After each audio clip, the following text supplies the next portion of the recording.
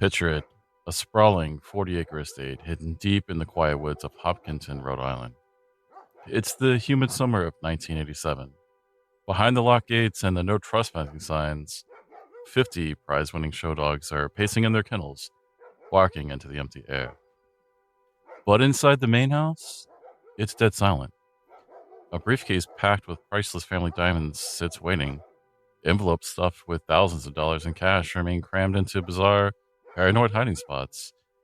And dangling from the wall is a telephone cord violently ripped out of its jack. The master of the house is gone. Cam Lyman was a multimillionaire who turned his back on Massachusetts high society.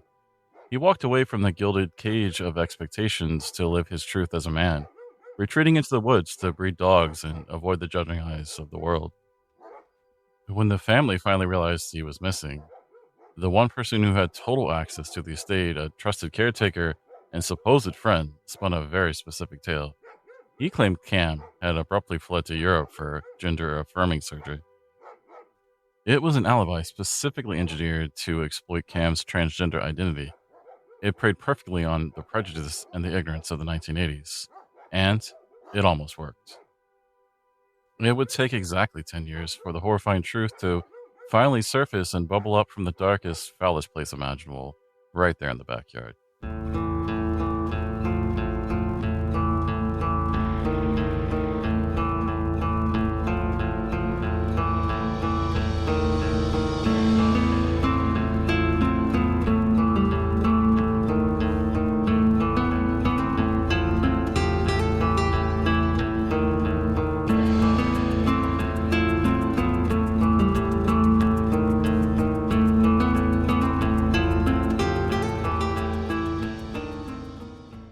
Welcome back, everyone, to another episode of Homicidal Tendency. I'm your host, Matt, and whether you're a longtime listener or this is your very first time joining us, thank you so much for tuning in today. Before we dive into the dark and twisted details of this week's case, let's get a little bit of housekeeping out of the way. If you haven't already, please make sure you hit that follow button or subscribe button on whatever podcast platform you're listening on right now. It's the absolute best way to make sure you never miss an episode. And if you're enjoying the show, taking a few seconds to leave a 5-star rating and a review really goes a long way in helping other true crime fans find us. It helps the podcast grow, and honestly, I really enjoy reading the comments. Also, don't forget to follow us on the socials. I'll be posting photos of the Hopkinton estate, the people involved in today's story, and some of those prize-winning dogs we mentioned at the top. You can find links to all the social media platforms right down in the show notes. All right, get comfortable. Lock your doors, and let's get into it. Today, we're traveling back to the 1980s to unravel a story of unimaginable wealth, devastating betrayal, and a disappearance that baffled investigators for 10 years. Let's talk about the murder of Cam Lyman.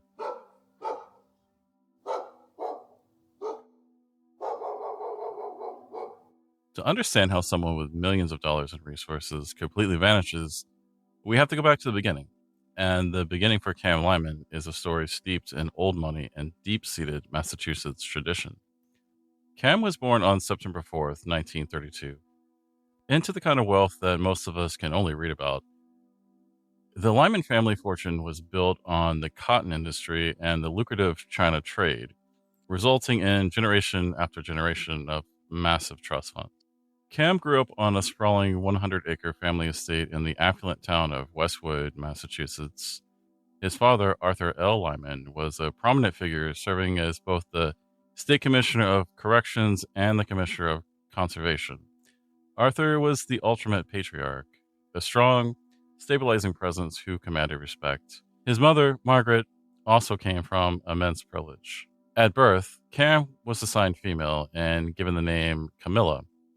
And that era and that specific upper crust social circle, the expectations for a wealthy heiress were rigidly defined. You were supposed to be highly social, you were expected to date men from similar families, and eventually you were supposed to marry well and maintain the family image. But Cam never fit that mold. Even in those early years, his sister noted that while he was cute and perky as a child, he lacked any typical social life as he got older. He didn't date, he didn't care about high society, he was, in many ways, an outsider in his own world. His refuge, his absolute passion, it became dogs. As a teenager, Cam poured all of his energy into breeding and handling. He wasn't just a hobbyist, he was exceptionally gifted. He began showing Bernese mountain dogs and Clumber Spaniels competitively, rising to the ranks of elite dog breeding circles and even competing at the Westminster Kennel Club Dog Show at the Madison Square Garden. This passion actually forged a deep, unspoken bond with his father. Arthur shared Cam's interest in dog breeding, and perhaps because of this, Cam was widely considered to be his father's favorite child. But this insulated, privileged early life shattered in 1968. That year, Arthur Lyman died of lung cancer. For Cam, losing his father wasn't just a tragedy, it was a loss of his anchor. Family accounts noted that no one was more profoundly devastated by Arthur's death than Cam.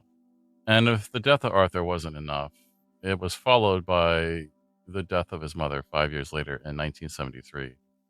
These were the absolute breaking points for Cam. The world as he knew it, the estate, the family structure, the expectations, they were all gone at this point.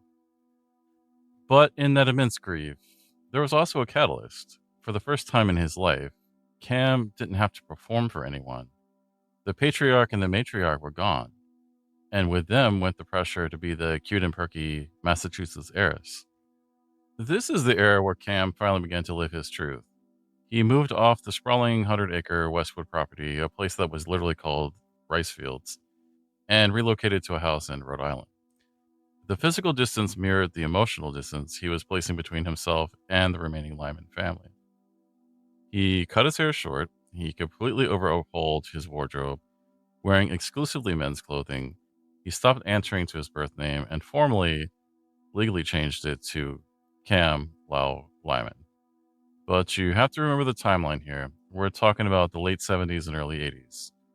Gender affirming healthcare was not just highly stigmatized. For someone as deeply private and famously averse to doctors as Cam was, navigating a medical transition through traditional channels was practically unthinkable. So, Cam took matters into his own hand. And this is where the story takes a turn that is both fascinating and incredibly tragic. Cam had a profound, absolute phobia of doctors. And honestly, it wasn't an irrational fear, it was a survival mechanism. In the late 70s and 80s, the medical and psychiatric fields were incredibly dangerous places for gender non-conforming individuals. To seek traditional gender-affirming healthcare meant risking severe medical discrimination. For someone from a prominent, wealthy Massachusetts family like the Lymans, walking into a doctor's office and asking to transition carried a very, very real, terrifying threat of exposure. It could mean forced psychiatric institutionalization. It could mean losing his freedom entirely. So, Cam avoided the medical establishment at all costs. And because he couldn't safely access human hormones to replace therapy, he turned to the only source he had, the veterinary supplies he used for his championship dogs. Cam began self-medicating, utilizing high doses of veterinary steroids to achieve his physical transition. He essentially orchestrated a DIY hormone replacement therapy using the veterinary medicine. And the physical changes were undeniable. His voice deepened significantly, he grew a mustache and facial hair, and by 1985, he presented entirely as a male to the outside world.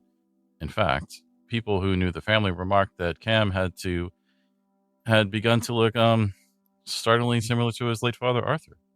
To the few acquaintances he interacted with, usually other dog breeders, handlers, and the people that he bought supplies from, he was simply a man. He used he/him pronouns, he cultivated a male identity, and he lived as a wealthy, albeit highly eccentric, bachelor. He had finally found his authentic self. He looked in the mirror and saw the man that he was always meant to be. But this DIY medical route came with a massive, unseen psychological cost. Long-term unregulated use of anabolic steroids, especially a dosage designed for massive 100-pound Burmese mountain dogs, has severe side effects. It causes extreme mood swings, and most importantly, it can trigger acute, debilitating paranoia. Now, let's take that chemically induced paranoia and combine it with his physical reality. Cam is living out of the traditional banking system. He's carrying a locked briefcase stuffed with millions of dollars of uninsured Lyman family diamonds. He has thousands of dollars of cash hidden in the floorboards. He knew he was a massive target for threat, and he knew that the outside society was largely hostile to who he was as a person. It created a tragic, inescapable feedback loop. Cam couldn't trust the world, so he locked himself away. To maintain that isolation, he self medicated, and the side effects to that medication, combined with the massive burden of his unsecured wealth, only poured gasoline on his profound paranoia. He had successfully built a fortress to keep the monsters out, but he was completely blind to the one that he was about to invite inside.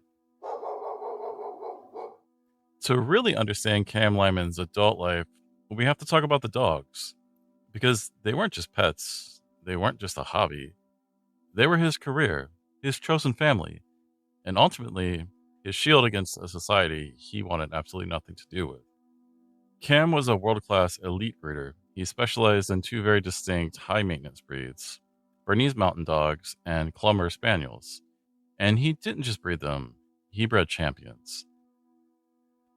In the highly competitive, incredibly cutthroat world of American Kennel Club dog shows, Cam Lyman was a force to be reckoned with.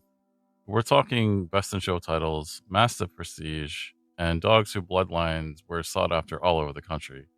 He routinely had dogs competing at the absolute highest level, including the Super Bowl of dog shows, the Westminster Kennel Club at the Madison Square Garden. But there's a fascinating paradox here. The dog show circuit is inherently social. It's about smooching with the judges, networking with other breeders, and putting yourself on display just as much as the animal at the end of the leash. For a fiercely private, transitioning transgender man in the late 70s and 80s, that environment should have been a nightmare. But the dog community operates on its own strange set of rules. To the other breeders and handlers on the circuit, Cam was just Cam.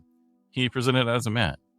He had the undeniable financial backing of old money, and most importantly, his dogs were spectacular.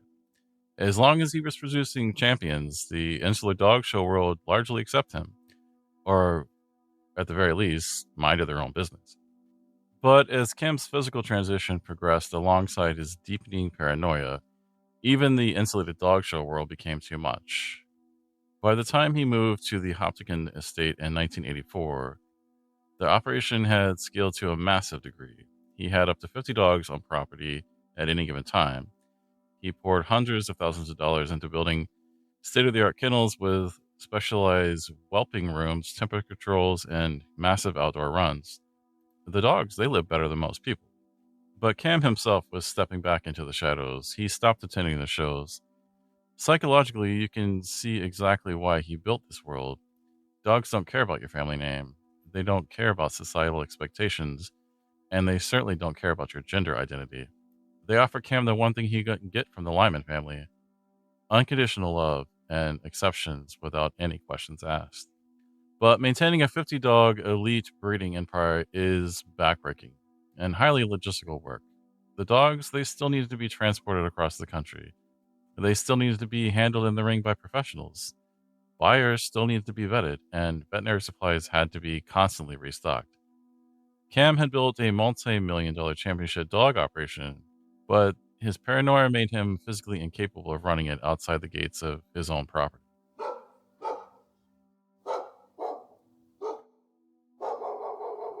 In 1984, the physical distance Cam had put between himself and his past became permanent.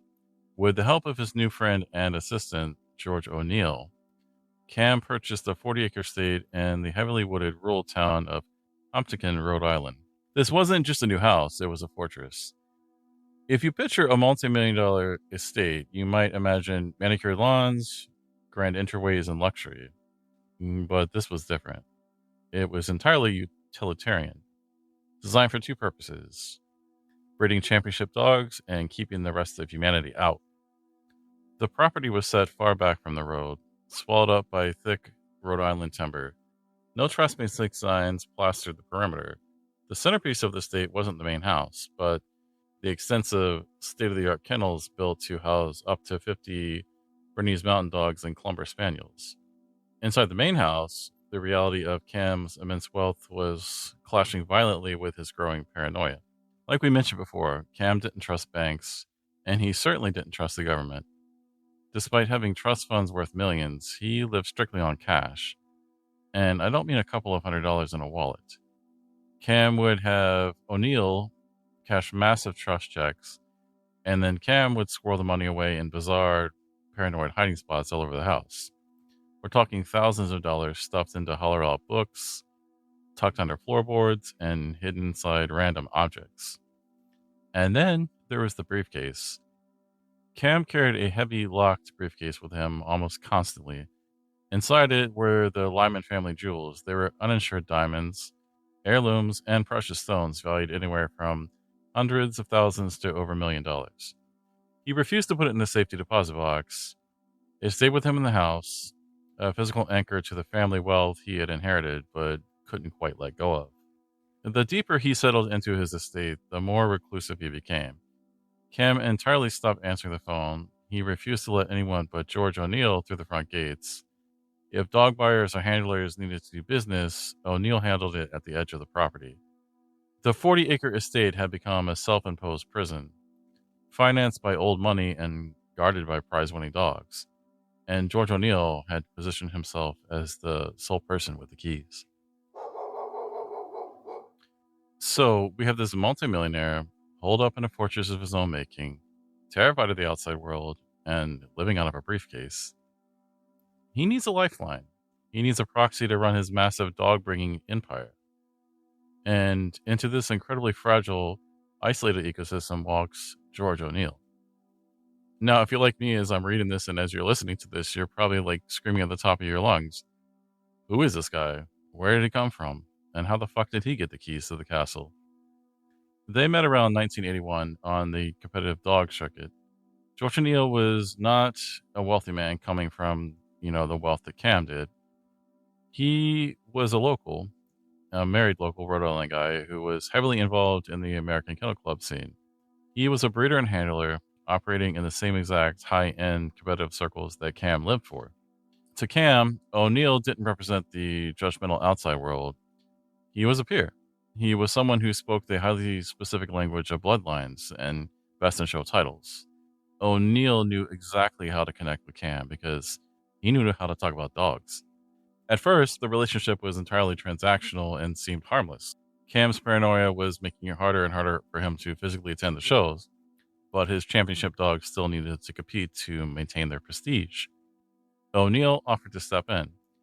He started driving the dogs to events. He helped load up the heavy crates. He was just a helpful, knowledgeable guy from the circuit willing to lend a hand to another breeder. But here is where the slow, insidious enmeshment begins. O'Neill recognized exactly what Cam was, a bottomless well of wealth attached to a man who was absolutely desperate to be left alone. O'Neill's responsibilities quietly began to creep beyond the kennels. It started with small favors. Cam didn't want to leave the property, so O'Neill picked up the groceries. Cam was terrified of doctors and pharmacies, so O'Neill started handling the veterinary supplies and running the personal errands. Then the boundary crossed into administration. O'Neill began sorting the mail. He started intercepting phone calls and acting as the middleman between Cam and the few dog buyers or family members who tried to reach out to him. And by the time that Cam moved into the sprawling Hoptigan estate in 1984, the trap had fully closed. O'Neill was the one that was physically driving to the bank to manage those massive Lyman family trust funds. He was the one cashing the checks and bringing the stacks of $100 bills back to Cam, so Cam just hid them away in the floorboards. O'Neill even helped him buy the estate in Rhode Island. O'Neill hadn't just made himself useful, he had made himself functionally indisposable. He had built a wall around Cam, and he appointed himself the sole gatekeeper. But the ultimate blaring red flag, O'Neill eventually convinced Cam to grant him full power of attorney. Think about the gravity of that. O'Neill essentially positioned himself to be the primary controller of a multi-million-dollar estate. Cam had successfully hidden himself from a society that didn't understand his transgender identity, only to lock himself inside with a man who now had total, unchecked control over his money, his property, and his physical access to the outside world. And in the humid summer of 1987, that total control was about to turn very dark. It's July of 1987, a thick, humid Rhode Island summer, and behind the walls of the heavy tree lined estate, the carefully controlled world Cam Lyman had built for himself was about to violently collapse. The story of the disappearance, or at least the official story for a very long time, comes entirely from one person who controlled the narrative: George O'Neill. According to O'Neill, on the night of July 17th, he and Cam were on the phone. O'Neill claimed that they got into a heated argument about the estate of the dogs. In the middle of this supposed fight, O'Neill said the line suddenly went dead, just a sharp click, and then nothing. O'Neill told investigators that he drove over to the estate the very next morning, July 18th, to check on things. When he let himself in, the house was dead silent. Cam was gone. The famous briefcase full of the Lyman family jewels was gone. And then in the kitchen, the telephone cord had been violently ripped straight out of the wall jack. Now, if you walked into your boss or your friend's house, found the place abandoned, and the phone physically torn from the wall, your immediate reaction would be to call the police, right? But George O'Neill didn't call the police. He didn't call the Lyman family. He didn't call anyone. Instead, he just went to work. For months, O'Neill operated as if nothing happened. He fed the dogs, he cleaned the kennels. Most alarmingly, he showed up to the American Kennel Club events exhibiting Cam's prize-winning dogs under his own name. He also continued going to the bank, armed with a power of attorney, cashing massive checks from the Lyman Family Trust. If anyone asked where Cam was, O'Neill had an already perfectly crafted answer to shut down any further questions. And this is where the story truly turns vile. O'Neill claimed that Cam had abruptly packed up, taken the briefcase of jewels, and flown to Europe to secretly undergo gender-affirming surgery. Think about how insidious this alibi is. O'Neill weaponized Cam's transgender identity to cover his tracks. He knew exactly what he was doing. In the 80s, gender-confirming surgery was a taboo subject, heavily stigmatized, and rarely discussed in polite company. By making the excuse, O'Neill ensured that people felt too awkward or uncomfortable to pry any deeper. It preyed perfectly on the ignorance of the era. It was a brilliant lie, except for one massive glaring hole. Anyone who actually knew Cam knew he was terrified of doctors. He wouldn't even go to the pharmacy, let alone check himself into a foreign hospital for a major surgical procedure. I mean, for fuck's sakes, he was self-medicating with veterinary steroids specifically to avoid doctors. But because Cam was so deeply estranged from his family, no one was checking on him, so the lie, it held for months. It wasn't until December 1987 that the alarm bells finally went off. Despite his extreme isolation and his fractured relationship with his siblings, Cam had one unbroken tradition. Every single year, without fail, he sent out Christmas cards featuring the photos of his beloved dogs. It was his one tether to the outside world. December came and went. The mailboxes of his siblings and his dog show acquaintances remained empty. The Christmas cards, they never arrived. But the red flag that finally broke the dam wasn't a phone call. It was a signature, or rather a lack of one. Cam received massive checks from the Lyman Family Trust, and historically, he physically signed every single one of them. But months after he supposedly vanished to Europe, the family made a chilling discovery. The checks were still being cashed, but they were no longer being signed by Cam. Instead, they were being coldly endorsed with a rubber stamp and a raw account number for a bank in Rhode Island. George O'Neill wasn't just hiding a disappearance, he was orchestrating a massive financial drain. He banked on the fact that the family was too estranged to look at the paperwork closely, literally just rubber stamping the theft of millions of dollars. But the family knew something was very wrong and hired their own private investigator to find Cam. But the tragedy deepens. When the PI arrived at the gates of the estate, George O'Neill was standing there, blocking the entrance. He refused to let the investigator on the property. He refused to let the local police search the house without a warrant.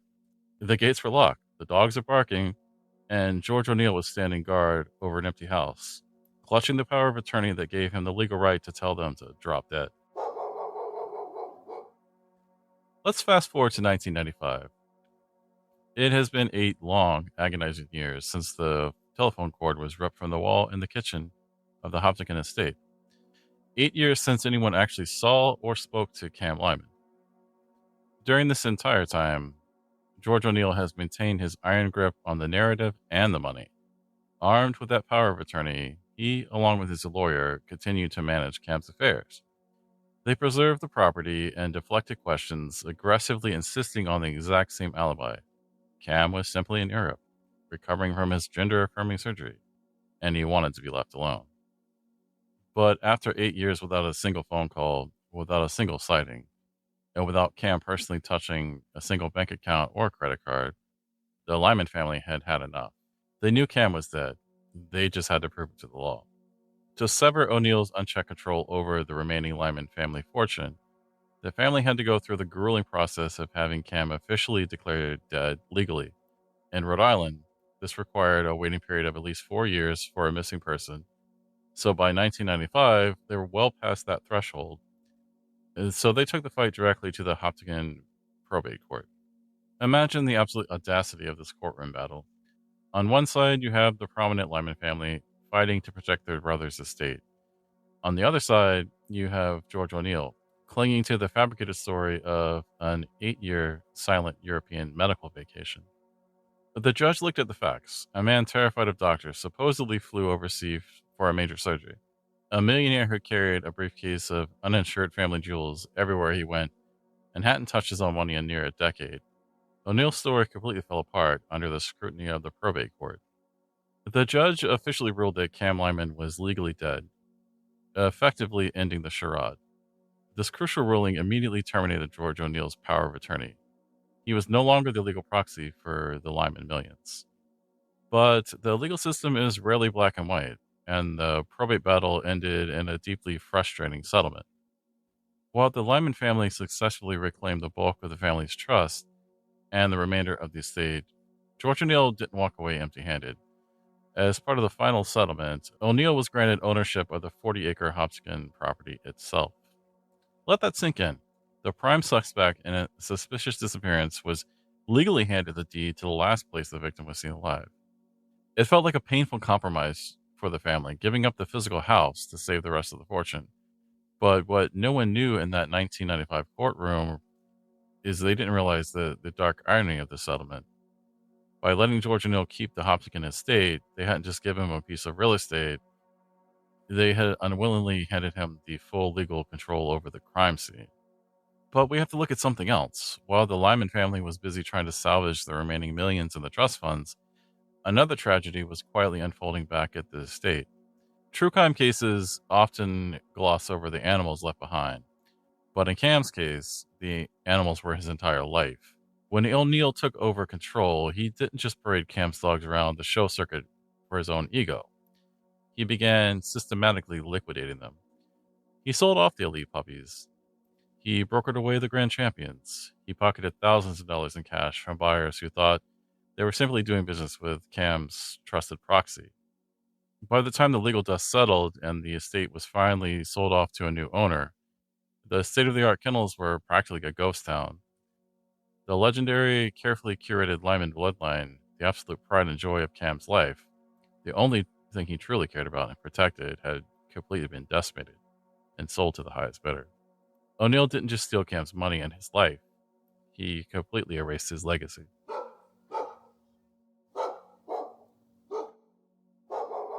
By 1997, the massive 40-acre estate had finally changed hands. The court battles, the IRS tax payments, and the trust disputes had eventually led to the property being sold off. The new owner was a man named Greg Sinner, and in a not-so-strange twist of fate, Greg was also highly involved in the dog world. He bought the property specifically because he wanted to use the state-of-the-art 50-dog kennels that Cam had poured so much of his fortune into building. For the first time in a decade, George O'Neill was no longer standing guard at the front gates, and the fortress was finally open. And the timing couldn't have been more perfect because Hopkinton, Rhode Island had just got a new police chief, a man named John Sucano. The new chief looked at the decades-old case, looked at the glaring holes in O'Neill's story, and decided it was time to tear the property apart. So he approached Greg Center, the new owner, and asked for permission to conduct a massive, unrestrained search of the 40-acre estate. Center, having absolutely nothing to hide, immediately agreed. Police began combing through the dense Rhode Island woods, running ground penetrating radar, and digging up the very same dirt Cam had walked on 10 years prior. But it wasn't the police who made the final horrifying discovery. It was the end of September, fall of 1997. While the police were out searching the sprawling acreage, Greg was dealing with a much more domestic problem. He noticed the foul, overwhelming odor wafting from the sewer well around his property. The estate's septic system appeared to be severely backed up. On September 24th, 1997, someone went to investigate the blockage.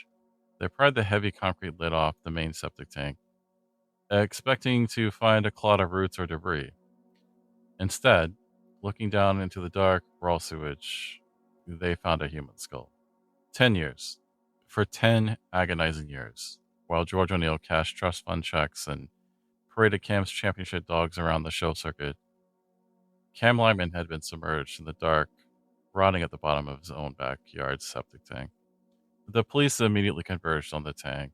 Retrieving a body that has been submerged in a highly acidic bacterial environment like a septic system for a decade is an absolute forensic nightmare. The remains were completely skeletonized and severely deteriorated. Because of the condition of the remains, the medical examiner faced an uphill battle. To make things worse, remember, we have Cam's deep-seated phobia of doctors. That meant he also avoided dentists. Finding current accurate dental records to match the skull provided to be incredibly difficult. It took over a year of painstaking forensic work to secure a definitive, undeniable match, but eventually, the medical examiner confirmed what everyone already knew. The remains belonged to Cam Lyman. Furthermore, despite the extreme degradation of the bones, the medical examiner officially ruled the death a homicide. Cam hadn't fallen. He hadn't left for Europe. He had been murdered on his own property, stuffed into that septic tank, and completely discarded. The timeline was absolute proof. Whoever killed Cam had intimate, unrestricted access to the estate. They knew exactly where the septic tanks were. They had the physical strength to move the heavy lid, and they had the unbothered privacy to clean up the crime scene without anyone walking in on them. The physical evidence had finally caught up to the story. Now the police just had to prove who put him there. The moment the medical examiner ruled Cam Lyman's death a homicide, the Hopkins police knew exactly who they were looking at. There was no massive manhunt. There was no mysterious drifter. The suspect list started and ended with one name: George O'Neill. But knowing someone committed a crime and proving it in the court of law are two entirely different things. And this is where the reality of the criminal justice system becomes absolutely agonizing. The police had a massive problem. The very thing that concealed Cam's body for a decade, the acidic, corrosive environment of the septic tank, had also destroyed the most crucial evidence. Because the remains were skeletonized, the medical examiner could not determine the exact cause of death. Was he poisoned? Was he strangled? Was there blunt force trauma? Was he shot? The bones simply couldn't tell the truth. Although there is one account where they said he was shot, so, take it with a grain of salt. But without a cause of death, and without physical DNA or fingerprints tying O'Neill to the act of killing Cam 10 years prior, the district attorney felt they couldn't confidently secure a murder conviction.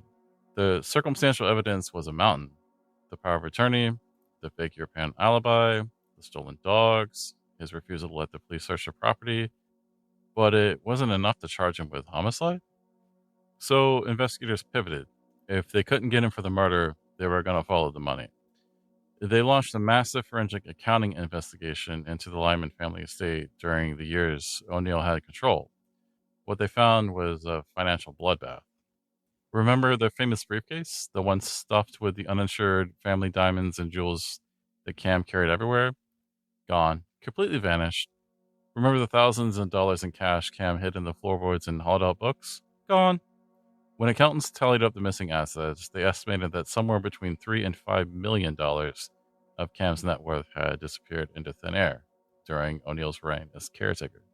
Finally, police had something they could make stick. They went after O'Neill for the financial crimes. But even this turned into an absolute nightmare of legal loopholes because O'Neill had legally held power of attorney for years, untangling what he had stolen versus what he was quote unquote authorized to spend on the estate's behalf was incredibly complex. Years dragged on. It wasn't until 2003, 16 years after Cam was thrown into the septic tank and 6 years after his bones were found, that George O'Neill finally faced a judge. But prepare yourself for this, because this is one of the most infuriating legal conclusions in true crime history.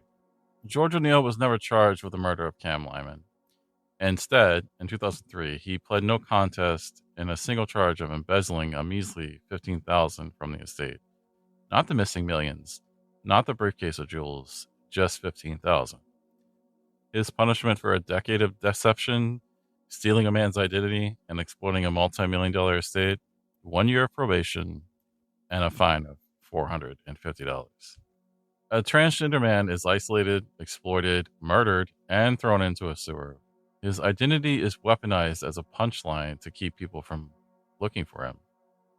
And the man who orchestrated the entire cover up walked out of that courthouse having paid the equivalent of a speeding ticket. George O'Neill walked free. He returned to his life in Rhode Island, holding on to whatever secrets remained about that human night in 1987. And in 2011, he passed away, taking the absolute definitive truth of how Cam Lyman died to his grave.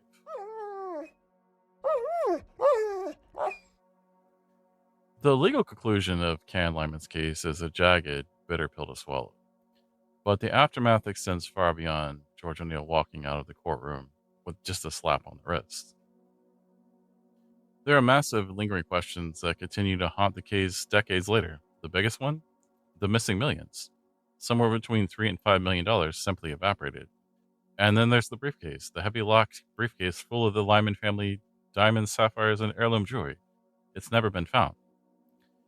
Did O'Neill fence the jewels over the course of that decade? Did he stash the cash in an offshore account? Or is there a chance, however slim, that somewhere on that sprawling 40-acre property, millions of dollars in wealth are still buried in the Rhode Island dirt?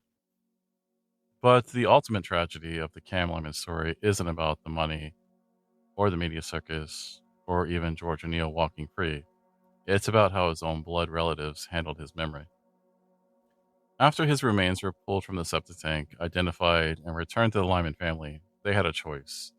They had the opportunity to recognize the man that he had fought so hard to become. They didn't. When the Social Security Administration processed his official death records, the paperwork was legally filed under the name Camilla Lowell Lyman, female. And when his family buried his remains in the Westwood Cemetery in Massachusetts, they made sure his authentic self was buried right alongside him. If you go to that cemetery today and walk along the old money Massachusetts graves, you won't find a headstone for Cam Lyman. Instead, you will find a marker that reads, "In loving memory of Camilla Lowell Lyman." In life, Cam built a multi-million-dollar fortress in Rhode Island just to escape the crushing expectations of society and a family that refused to accept him. And in death, that same family effectively erased his entire identity, carving the dead name he had fled right into the headstone. Cam Lyman's story is a chilling reminder of how dangerous isolation can be, especially for queer and trans individuals. Cam was forced to build a fortress to protect himself from society that wouldn't accept him. He self-medicated because traditional healthcare wasn't safe. He pushed his family away because he felt he couldn't be himself around them. And George O'Neill recognized all those vulnerabilities and used them as a trap. He used the prejudices of 1980s as a shield, knowing full well that an alibi about a secret sex change operation would make people too uncomfortable to ask questions. Cam Lyman deserved better. He deserved to live his life out in the open, surrounded by his championship dogs, without having to hide who he was. And he certainly deserved justice. That's going to do it for this week's episode. I want to hear from you. What do you guys think about the missing money and the absolute failure of the justice system in this case? Do you think O'Neill acted alone in hiding the body and the funds? Head over to our Instagram and Twitter/X. Let me know your theories. The links for all the socials are in the show notes. While you're there, make sure you subscribe to Homocidal Tendency on your favorite platform so you never miss a case. And please, if you have a minute, leave us a rating and review. It truly helps bring these stories to light. Until next time, stay safe, watch who you trust, and remember, the most dangerous monsters are usually the ones we'd invite inside. I'm Matt, and this has been Homicidal Tendency.